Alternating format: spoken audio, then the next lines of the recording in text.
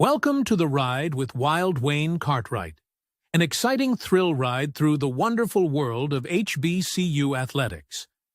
Before our trip begins, let's set a few ground rules. First, subscribe to this YouTube channel. Second, hit the like button. Third, please be sure to tell someone else about this show. Now that we've got these things out of the way, it's time for our journey to begin. Sit back, relax, and enjoy your ride. Good evening, ladies and gentlemen. Welcome back to the ride with Wild Wayne Cartwright. And if you can believe it, we're already recapping week 6, and we're going to talk about week 7. All right, so my guest tonight will join me in a few, so you guys know how we do. Make sure you hit that like button. Make sure you hit that subscribe button. Make sure you do all of the above, all right? Now, let's run through what we had in week 6. Starting in Houston, it was homecoming. The Texas Southern Tigers welcomed the Lynchburg Dragons. The Lynchburg came in winless and they left winless. 28-10 was your final. Quintel Quinn, 100 yards rushing, 2 TDs. They had a blocked punt for a touchdown, and they were pretty stellar on defense. For Texas Southern, they're going to stay at home in Houston, and they're going to host the Southern Jaguars next week. Lynchburg, they travel to North Carolina Central. Next, speaking of North Carolina Central, they were in rare form yesterday, went down to Bowie's Creek, North Carolina, put up 28 points in the first half, and rode that to victory 45-14 over those Fighting Camels of Camel. Now, on the game, Walker Hicks, another game where he was workmanlike, 14 for 23, 132 yards and 2 touchdowns. Now, Mr. Darrell Taylor and Jamari Taylor, not to be related. Jamari Taylor, 98 yards, rushing 1 touchdown. Darrell Taylor, punt return. Big Q, number 0. Quantez Mansfield, huge game, 2.5 sacks, 3.5 tackles for loss. For those Eagles, they go home back to Durham and they take on Virginia Lynchburg next week. In San Antonio, the Incarnate Word Cardinals rode a big, huge second half, 5 touchdowns. That is to take a 56-28 win over the Prairie View Panthers.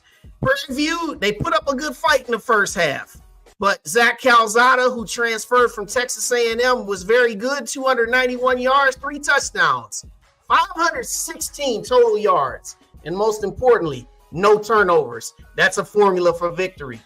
Prairie View, they got a short week. Friday night, they take on UAPB on ESPN2. Homecoming in Baltimore, Morgan State took care of business over D2 Lincoln Lions 41-0. In the shutout, they held the Lions to just 188 yards of offense. Mr. Deuce Taylor was just very nice and efficient. 197 yards passing and a touchdown. Morgan State, they take on Merrimack College next week. Back into the SWAC a little bit with Southern. It was not a good night on the bluff as the Nichols Colonels came to town and laid waste. Pat McQuaid, 178 yards, 4 touchdowns, racked up 231 yards rushing. They sacked the quarterbacks 3 times and they forced 4 turnovers. On the night for Southern, it just wasn't good for them. But you know what? They get back into SWAC play next week, heading on back down to Houston to take on Texas Southern. And Delaware State, another game for Delaware State where it was hard luck for them. Last week, they lost in the final seconds at Campbell. This week, they entered the fourth quarter with a 17-6 lead. And then St. Francis put up 22 in the fourth quarter, led by Markel Holman. 22 rushing attempts, 184 yards, 2 touchdowns, both in the fourth quarter, 55 and 30 yards out. And also, St. Francis, their defense sacked the quarterbacks 5 times. For Delaware State, Better days are ahead. Better days are ahead, Delaware State. They'll be back to action next week in MEAC play. Now, it was homecoming down there on the reservation. Alcorn started off down 14-0. A lot of people jumped in the chats. They said that UAPB was getting ready to run, Alcorn off of the reservation for their homecoming. But then Xavier Vaughn led these guys back, woke up, had his best performance to date. 388 total yards, 217 in the air, 171 rushing, 3 total TDs. Also, Jacorian Sewell, he chipped in with another 100-yard effort. 528 yards of offense later. They outscored UAPB 24-14 in that second half. Mekhi Hagins, another stellar game for Mekhi Hagins. 3 touchdowns passing, all to Javani Gibson. Still, UAPB next week, Friday nighter against Prairie View. Alcorn, they head down to the hole to take on Grambling. Also, in the MEAC play, Norfolk State, tough loss. 10-3 at Sacred Heart. Jalen Daniels, their starting quarterback, he took a huge hit in this one. He had to exit the game in the second quarter, and he did not return. This game was pretty strange. They racked up 283 yards, but turned the ball over a couple times.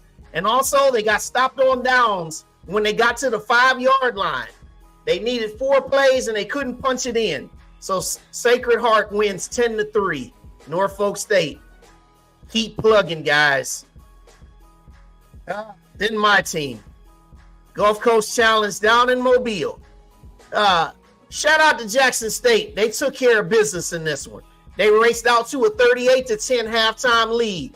Travis Terrell, 96-yard kickoff return. For a TD. Jacobian Morgan, he was efficient. 11 out of 16 passing, 226 3 TDs. And then Xavier Langford, he played most of the game. He did all right. It was a valiant comeback in the second half when they trailed 45-17. But in the end, too much Tigers. They run out the clock and hold on 45-38. Alabama A&M, we return home next week. Homecoming against Bethune-Cookman. Jackson State, get their bye week. And after their bye week, they welcome FAMU Rattlers to Jackson. Big game. One of the most I would say most impressive showings yesterday on the HBCU circuit. How about those South Carolina State Bulldogs going on the road to Cookeville, Tennessee, and taking out the Tennessee Tech Golden Eagles 22-20 in this one. Eric Phoenix, 412 yards passing, and he spread it around to Justin Smith-Brown and also Caden Hyde and Ashad Hall, not to be outdone. He won a ride token last week. He followed it up with 2 more sacks and 3 tackles for loss. This game had an exciting ending, which was really strange in this one. Tennessee Tech, Dom LeBlanc lined up to attempt a 46-yard field goal. He missed it, but then South Carolina State was flagged for offsides. LeBlanc lined up from 42 yards on a second chance and was wide left at the gun. South Carolina State holds on 22-20. And then the big one in Montgomery. FAMU went down there to take on Alabama State. This game was billed as one of the physical matchups and also was billed as one of the top games in the SWAC. It was a pretty uneven game to those who watched it. FAMU, they weren't perfect themselves. They turned the ball over 4 times. But Daniel Richardson, he was able to throw for 3 touchdowns, 196 yards in the air. And, this stat here where Alabama State, they only threw for 68 yards, but they only tried to throw it 15 times. All right. But in the event, Alabama State, they rushed the ball for 211 yards, which was 10 yards over their average. But what was critical was 3 missed field goals, crucial penalties, and they turned the ball over 3 times themselves. Jamari Holtzclaw, another 100-yard effort in this matchup. He had 144 yards on the ground. But for Alabama State, too many mistakes, not enough passing. And FAMU did just enough to survive and get out of there with a much-needed win. FAMU gets on their bye week, and they will head down to Jackson to take on Jackson State on the 19th.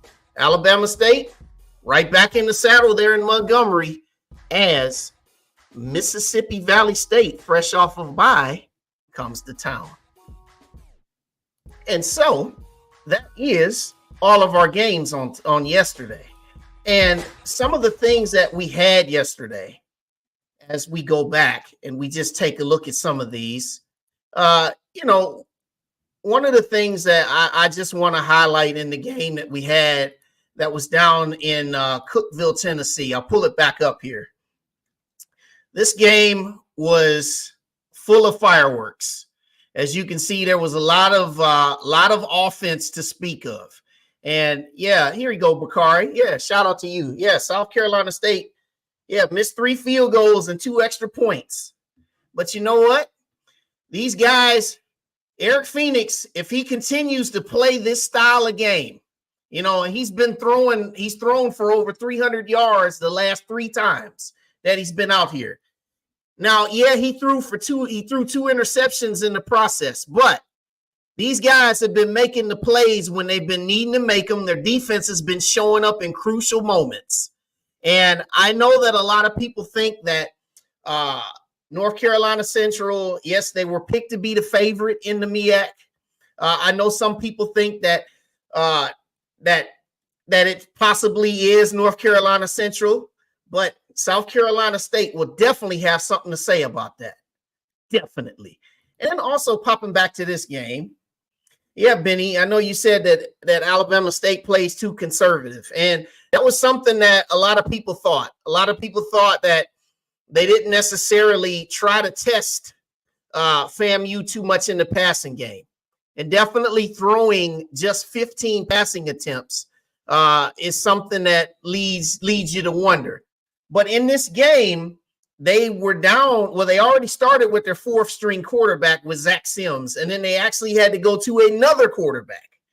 And so when you're playing your 5th string quarterback, that was just something that you have to take into account. And we knew in this game, yeah, you said shaking your head, Alabama State has to do better. In this game, you knew that Alabama State was going to have to rely on their defense. We knew that going in. It's something that they've been able to hang their hat on. And in this game, they played really good defense. But the problem was they were just on the field too long. There just wasn't enough drives that Alabama State was able to sustain. And those 3 missed field goals were very crucial because their kicker last week, he made 3 field goals in their win at Bethune-Cookman. And some people were trying to give this man a hard time because he missed 3 field goals. But he was one of the main reasons why they had that win last week down there in Bethune-Cookman. But those 3 missed field goals, those were crucial because that's points that they left on the field that could have made a difference in this game. And you look at FAMU. FAMU, we knew that they were probably that they're probably favored to win the SWAC. We figured that they were going to show that, if they wanted to redeem and get their title back, that this was a game that they had to have. In key moments, the urgency was there. You saw the championship pedigree when they needed it. They didn't play a great game by any stretch of the imagination. Everybody who knows that, if you're a FAMU fan, even if you were a FAMU coach or player, they would tell you that. 4 turnovers is something that they definitely know that they can correct. Daniel Richardson threw 2 interceptions and they lost a couple of fumbles. So we'll see what happens as we progress forward. But now I want to welcome in, ladies and gentlemen, our guest for the night. Welcome in, Mr. Zach McKinnell. What's going on, Blue? How you doing, my brother? Man, doing good. This is my 4th show of the day, man. Still got 3 left, man. So we grinding it out today, man. It's been a long one. Hey, man. Well, hey, I appreciate you for coming on as always, and definitely doing what you do out here in the space. And so, let's get right to it, man. I was just kind of talking a little bit about some of the MEAC games, and I want to take you to this one that was interesting down here on the reservation. Now, you look at UAPB, they were coming off a bye. They started with a 14-0 lead, and people were saying, uh-oh, what's happening down on the reservation? And then all of a sudden, Xavier Vaughn decided to wake up and get going. Your thoughts? Yeah, I think the biggest thing for Alcorn is obviously this was a must win. You can't lose homecoming to UAPB. And listen, Micah Higgins is that guy. Like he is probably, if I'm ranking just quarterbacks in the SWAC, probably right there in that 4 spot behind the big 3 and Crawley, Jacoby and Morgan, and Richardson over at FAMU. But he just doesn't have enough of talent around him. Giovanni Gibson had a big game, but for Alcorn, the biggest thing was finding a rushing attack, because I mean, let's just be honest, Wayne. I think we all expected Alcorn to probably have some growing pains at quarterback, right? Finding, we knew it was coming, but we didn't expect them to struggle running the football like we saw over the first part of the season. And that was kind of a new development because, man, I don't know about you. I can't think of the last time Alcorn really struggled to run the football consistently. They always have a running back. They always have a dual threat quarterback.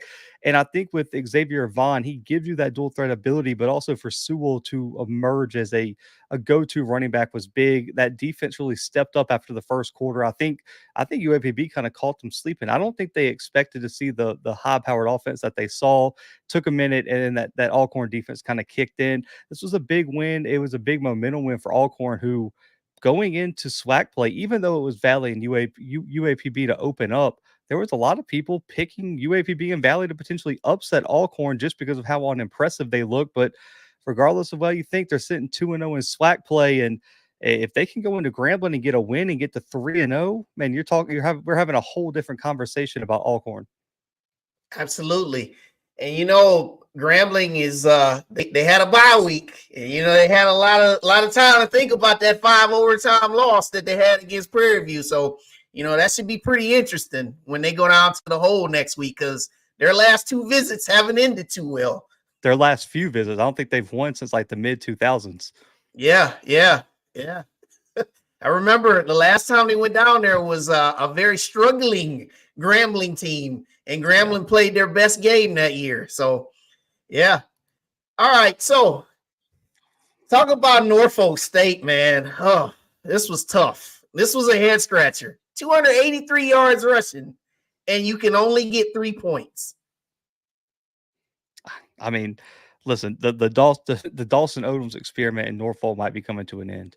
The offense is just bad, and I know Jalen Daniels left with an injury, but I mean, in this age of players taking red shirts mid-season, you kind of have to wonder what happened to Otto Coons. I thought it was a 3 or 4 game suspension. We're sitting 7 games into the season, and we still haven't seen any life at quarterback. So you would figure if he was available, you would put him in, I would imagine. So I'm assuming Otto Coons is not playing this year, and it's just going to redshirt.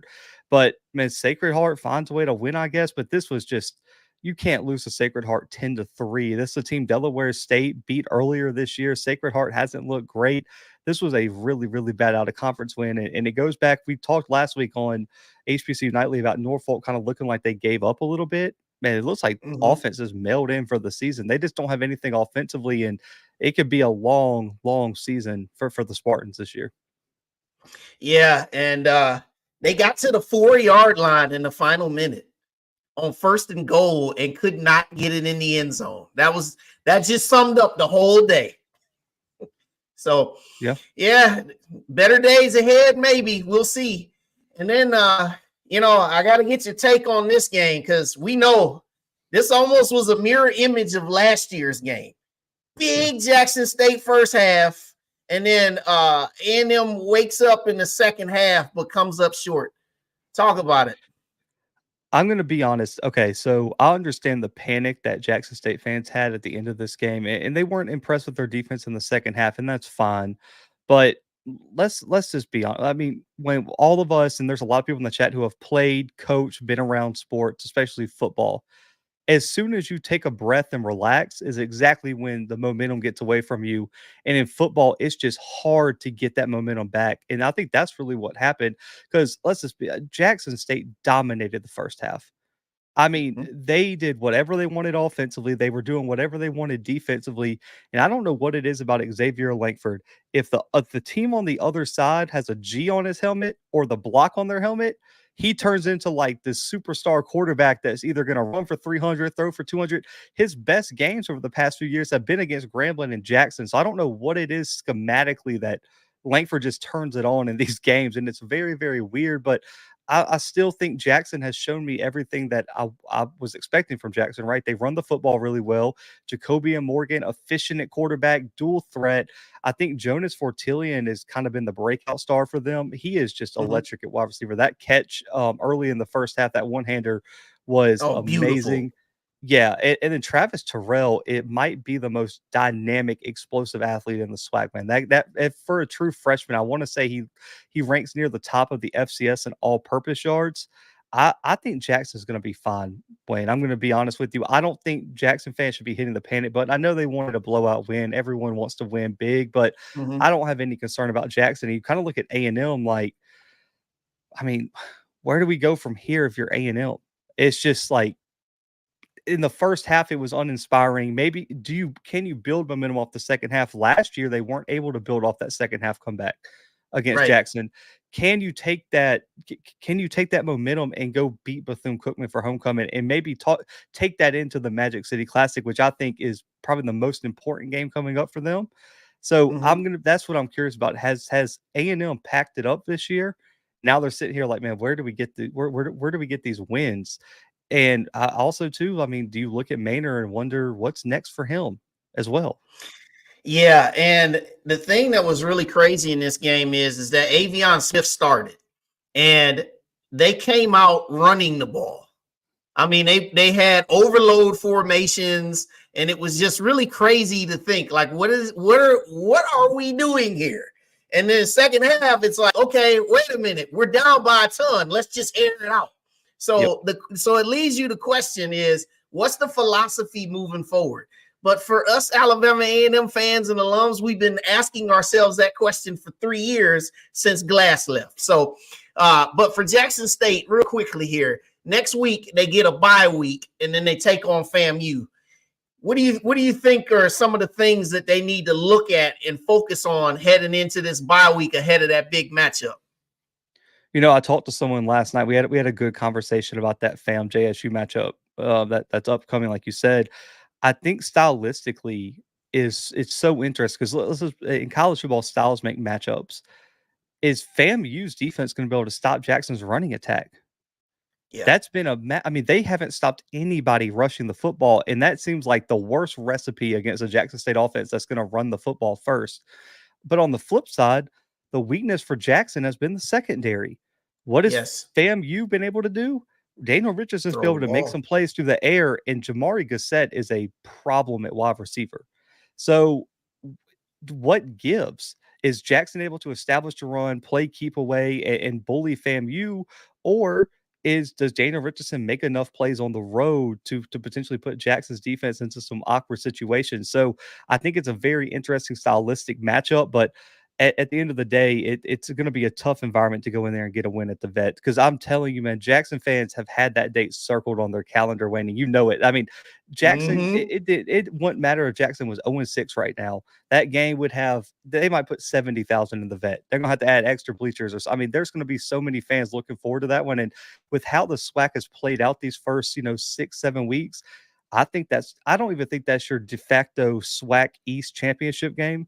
Wayne, I think this might be the SWAC championship game because whoever wins this game is probably the favorite to win it all and go to the Celebration Bowl.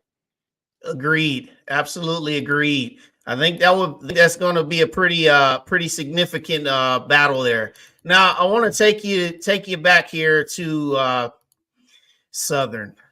Boy. We all knew. We all knew where this was going. We knew I that, don't know that about Nichols that. was probably going to beat them, but did you expect that they would be 51-0 after 3 quarters? No. I picked Nichols to win, but I mean, let's just be honest. Let's just look at the rosters, right? Is Nichols' roster 50 points better than Southern's? Oh, I would say no. Now, what they did to Valley, like is Nichols 60 points better than the Valley? Probably. There's a lot of mm-hmm. teams that are.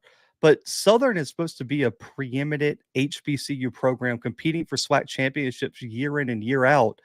You cannot get beat at home 51-7, and the only touchdown you got was off an interception from the backup quarterback that set you up against the third string defense. Right. Nichols could have scored 70 points if they wanted. They weren't even putting in a lot of effort. And the thing is, Nichols is great at running the football. Their All-American running back didn't play. And then you got this a kid out of JUCO, Pat McQuaid, is a gamer, but he's not an air it out quarterback, just tossing the ball. This is a career high touchdown mark. He's never thrown for 4 touchdowns in his collegiate career, and he did it in like the first 3 quarters against Southern. So it's just, I don't know what to do. I think this sucked the energy out of Southern. You got all the momentum from that PV win, right? Like you came back in the second half, made the adjustments. You get a bye week. You get a bye week to prepare for this game. So come out, even if you don't lose or win against Nichols, at least a close loss, right? Would you feel bad if it was 2017, 24-17, 24-21? I'd be feeling good. But Yeah. now you have Southern sitting here losing 51-7 at a team at their own level that isn't just like this isn't a top 25 FCS team right now. How do you get beat by almost 50 points? It's just mind blowing to me. Yeah, and they're gonna go down and they're gonna take on Texas Southern next. So yeah, that's key that they gotta refire and get the thing going. Now, before I move on from Southern, what are your thoughts about Terrence Graves at head coach? Listen, I mean, obviously he can't be on the hot seat. He should be on the hot seat. He shouldn't get fired, but man, going in, he's setting himself up for a rough 2025 season, right? Because Southern's not going to put up with this 2 straight years for anybody. And they didn't for Dooley, and I don't think they're going to do it for Graves. And I mean, Wayne, what is their positive to take away from Southern right now? They're not good at quarterback. Noah Bodden has lost his job to 2 true freshmen now, 2 different true freshmen at this point. Right. Their bread and butter has always been running the football. Southern can't run the football against anybody. Their offensive line has continued to regress. And we talked about, SWAC Defensive Player of the Year, Shelby Givens. Where's he at? We talk about how good they are in the front 7. Where's their front 7 at? Because they can't stop anybody. So where does Southern go from here? And I think the fan base was kind of torn anyway on the head coaching hire. And I don't know how much runway he has moving forward, especially if the season gets out of hand. Let's just say Southern only wins 4 or 5 games. Man, going into 2025, Wayne, you know how Southern fans are, and they are not patient and they expect to win. 2025, you better compete for the SWAC West, or things are going to get real hot down there in Baton Rouge. Yeah, 28 yards rushing last night. That is not going to do it against anybody. Yeah. So now let's go to Delaware State, man. Oh my gosh. Man. 2 weeks in a row they let one get away, man. I don't know what this I said I was never going to pick them again, and they went out there and looked like world beaters against Campbell offensively, and I said, man, they could beat St. Francis. St. Francis is not that good. And here they go and give up like 20 something points in the fourth quarter. 22. So, and they couldn't block anybody. Marquis Adams was okay. He made some plays. Jaden Sutton ran the ball well, but again, when your only 2 talented players you have are your running back and starting quarterback, is not enough to win games. They can't stop anybody defensively for 4 quarters. And I mean, give Lee Hole credit for creating some excitement around this program, but man, when they're just not there right now. And so I still think they can possibly get someone in MEAC play, like a Norfolk State who's trending downwards, maybe even shock somebody somewhere else. But it just, in terms of this program, I mean, we just kind of look to next season. Can you keep Marquis Adams? That's the big question, right? Because he's going to be a hot commodity in the portal if he jumps in. Yeah. In this game, another one of those enigmas, just kind of like when we were talking about the Norfolk State game. Delaware State, man, you didn't turn the ball over. You got 3 turnovers, and you still couldn't win, man. That's deflating. But shout out to Markel Holman for St. Francis. You know, Yes. 2 touchdown runs in that fourth quarter. He was big, but this is one that's going to sit with them for a little bit, man. It has to. Yeah, not a great out of conference loss. This is the game they should have won. Yeah, definitely. And then we'll move ahead here. Now I want to get your thoughts here. Last 2 games here. Talk about this big one, man. This one was weird. So before you came on, I talked about how LeBlanc, man, for the kicker for Tennessee Tech, 46-yard attempt, misses it. They're offsides. He gets a second attempt and still misses it. Gotta love it. College kickers, man. College kickers. And also, too, let's not forget the back-to-back turnovers before that drive, too. It was just chaos in the final 3 minutes of this game. But let's give some credit. I mean, South Carolina State just finds a way to get it done under Chinnis Berry, man. Eric Phoenix had a big game. They've got 2 of probably the best wide receivers in the MEAC. Justice Smith-Brown had a crazy performance. Caden Ha has emerged as kind of that breakout star for them. And that was my question, because we knew they could run the football. They should have. I don't think they didn't run the ball well today, but Tennessee Tech has been really good against the run. But their question mark was playmakers on the outside, because they really lacked that, right? You know, the past few years, once Shaq Davis, you know, went to the NFL, but they found 2 guys in Justin Smith-Brown and Caden High that have not missed a beat. And if their defense can continue to take small steps forward, especially in conference play, they look like the dark horse. Everyone talked about Morgan. Everyone kind of talked about Howard, but South Carolina State's putting it together. And let's not forget, they were a handful of plays away from upsetting FAMU on the road a few weeks ago, and now they've got some good out-of-conference wins. They look solid, so I'm going to be very interested to see what this team looks like in conference play, and they get the best team in the conference right now, which is North Carolina Central. They get them at home, and it's tough to go win in Orangeburg, especially even with Trey Oliver. Sure is, yeah. This was an impressive thing, and you said Caden High. He's climbing the charts there in receiving in all of FCS. So yeah, he's a stud. This is a good win. And then the last game I wanted to talk about here. Let's just talk about the matchup there in Montgomery. Can you give me your thoughts here? I mean, I don't think anything was surprising about this game. I had FAMU winning by multiple scores. Alabama State, I think, is a talented team, right? If they were healthy at quarterback, maybe they'd be in this game, but you just don't have a passing game right now, like nothing coming out of that passing attack. I mean, when your starting quarterback completes a 1 pass for 4 yards and a pick, I'm sorry. Like I get injuries happen, Wayne. I really do. But as a Division I offensive coordinator, you can't draw anything up to help your quarterback out. You can't run a screen, an RPO, a bubble screen, a halfback screen, a tunnel screen, nothing. We can't get anything over 4 yards going and put them in position to turn the football over. I'll say this, because turnovers are tricky. We saw it with Grambling. They were forcing a lot of turnovers, winning these games. As soon as the turnovers stopped, here comes PV with the upset. I think this game would have gotten extremely out of hand if it weren't for those turnovers, right? Because the turnovers for FAM came at like the worst times, and it really gave Alabama State life, set up some scoring drives. And I want to say this with FAMU's rushing defense. I know it's easy for people to look at the box score and say they gave up 200 rushing yards. One, that's all Bama State had to offer. It was just run the football, or we weren't gaining any yards. But 2, outside of that big explosive run early in the game, I think it was almost like 70 yards from Holtzclaw where he just broke it out early. They held Alabama State to like 3 yards per carry following that.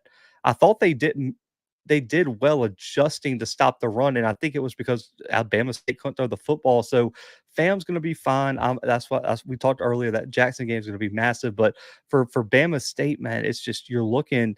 I almost don't feel confident picking them to win. Like, I don't look at any other games on the schedule as a guaranteed win, just because offensively, do you trust them to throw the football? Now, maybe against Tuskegee at the end of the year, but Alabama A&M can score. But Bethune can score. So you have teams on the schedule that can score. Even Alcorn on that schedule can put up some points on the ground.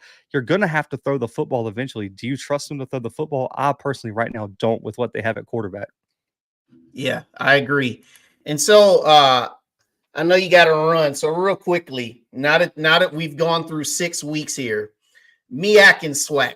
To me, I think that the SWAC is not where it needs to be at all. I think the better brand of football is definitely in the MEAC. What do you think the SWAC needs to do, though, to improve itself? Or can they not improve themselves, leading to the end of the season? The problem is I don't think this goes for all the SWAC, because in this conversation, let's exclude FAM and Jackson. Mhm. Those teams could compete with anybody in HBC football, and there's a lot of teams in the FCS that those two teams could compete with. But when you look around outside of Grambling with Miles Crawley, it goes to quarterback play, right? Yep. A lot of the times, because especially when you look at Central and what they're doing in the MEAC, it's because Walker Harris right now is playing insane football. And even when you look at Jackson and FAM, that's the key, is quarterback play. Now, Micah Higgins is playing well, but let's just be honest, UAPB is not as talented at the other positions that they need to be a true contender. Same with Delaware State. They have Marquis Adams, but Right. Wayne, who else do they have on that team? No one can name a defensive player in the chat right now for Delaware State. But I just think the MEAC, too, we talk about it. The reason that there's this perception the MEAC is a better brand of football is because we see them against other conferences. And due to them only having 6 teams, they get a bunch of out-of-conference games. And just geographically, they're located around a lot of schools. They're in SoCon territory. They're in CAA territory. They're in Big South OVC territory. There's a lot of options for them to play out of conference. When you look at the SWAC, you got 12 teams. You got like an 8-game conference schedule. Some teams got to play 9 because of classics and rivalries. It's just tough because we don't see the out of conference success, and the MEAC right now has 10 Division I FCS out of conference wins. The SWAC's sitting at 4, and so that plays a large part in this perception that the quality of football in the SWAC is not there. But the problem here is Jackson and FAM. I mean, and FAM had the 2 MEAC games, but take those away, Jackson and FAM haven't played any Division I out of conference opponents, really. So the 2 best teams in the SWAC aren't. North Carolina Central is the best team in the MEAC, and they're going out there and beating teams by 30 points in the CAA every week, it seems like. So that's really the main difference there, is that the SWAC's relying on some of their bottom feeders to go out here and play out of conference. The MEAC, due to the conference schedule and the conference makeup, that everyone goes out and plays, and it gives them more opportunities to make those statements. Hey, man. Well, the proof's in the pudding. You know what I'm saying? Yep. So, Zach, man, I appreciate you for doing this. I know you got to run and get to the next show. So, me and you, we definitely going to catch up, man. We're going to do some more work together. So, appreciate your time, brother. Thank you, man. Hey, anytime you need you me on here, man, just shoot me a text, man. I appreciate it as always. All right, man. We'll see you. That's Zach McKinnell, everybody. All right. So, yeah. And here you go. Yeah, I say MEAC. MEAC play stiffer competition because it's only 6 games, so they have more opportunities. Yep, you're right. You're absolutely right. And so yeah, as we head down to the end of the show tonight, I do it every week. I want to hand out my ride tokens. All right, so you guys know how this works. I hand off a couple to the offense, and sometimes I might hand a couple off to the defense, and I pick a person on special teams. So my 2 offense tonight, Mr. Eric Phoenix from South Carolina State, 412 yards passing, 3 touchdowns in the 22-20 victory over Tennessee Tech. Also, Xavier Vaughn, Alcorn State, 388 total yards yesterday, 171 yards rushing, and 3 total TDs. He had 2 passing, 1 rushing himself in their 38-28 win over UAPB on their homecoming. And then Big Q, Quantez Mansfield of North Carolina Central, 2.5 sacks, 3.5 tackles for loss. Big Q gets the defensive ride token this week. And then last but not least, my special teams, the aforementioned Travis Terrell, Jackson State, 96-yard kickoff return for a touchdown. If you didn't see it, go back and take a look at it. He was there and gone in a flash. So those are my ride tokens for week 6. And then to end things, let's talk about our schedule for next week. So first off in the SWAC, you've got Prairie View going down on the road to take on UAPB on Friday night. Note, Friday night, that'll be on ESPN2, Friday night at 9 Eastern, 8 p.m., those in the Central. My school, we have homecoming. We'll be on HBCU Go taking on Bethune-Cookman. Also on the SWAC Digital Network, Alabama State, they're going to look to try to rebound. They host Valley, who comes off of a bye. Valley will be trying to get their first win of the season, so we'll see how that turns out.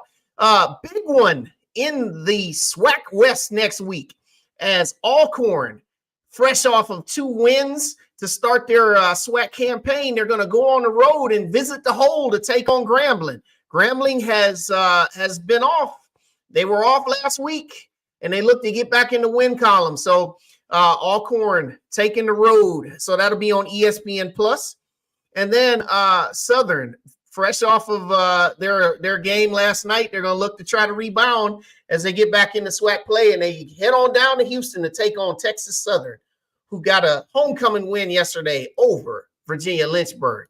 And then last but not least, we have the MEAC schedule. So this is the final week for the MEAC to play out of conference. You got Sacred Heart going to take on Howard. Towson Tigers going to take on Norfolk State. The aforementioned Virginia Lynchburg. This one should be not that hard for North Carolina Central hosting them. You got the Robert Morris Colonials, who are going to host Delaware State.